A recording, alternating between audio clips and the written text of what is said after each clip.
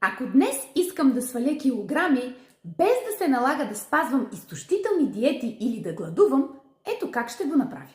Повечето хора изпадат в крайности. Не ядат нищо и се опитват да се лишат от всичките си любими храни, докато дойде моментът, в който просто се предават. Свалянето на килограми не трябва да бъде наказание, нито пък страдание.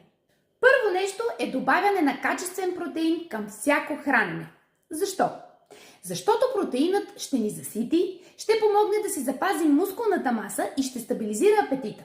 А и колкото повече мускулна маса имаме, толкова по-бърз ще бъде метаболизмът ни.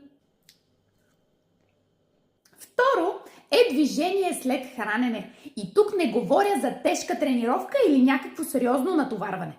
Говоря за 10-15 минути ходене, просто леко раздвижване. Така помагаме на тялото да използва по-добре глюкозата и често намаляваме следобедната умора и вечерният глад. И трето, няма да изключвам любимите си храни. Когато забраниш на мозъка всичко, той започва да мисли само и единствено за това. Решението е ограничение, а не забрана.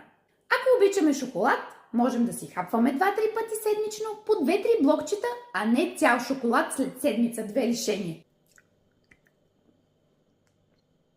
Хората често търсят сложни планове и строги режими, но пропускат най-важните неща, които наистина влияят върху метаболизма и чувството за глад. За да сваляш килограми не е важно да си перфектна, а последователна. Аз съм Боряна от Здраветека. Последвай ме за още полезни трикчета.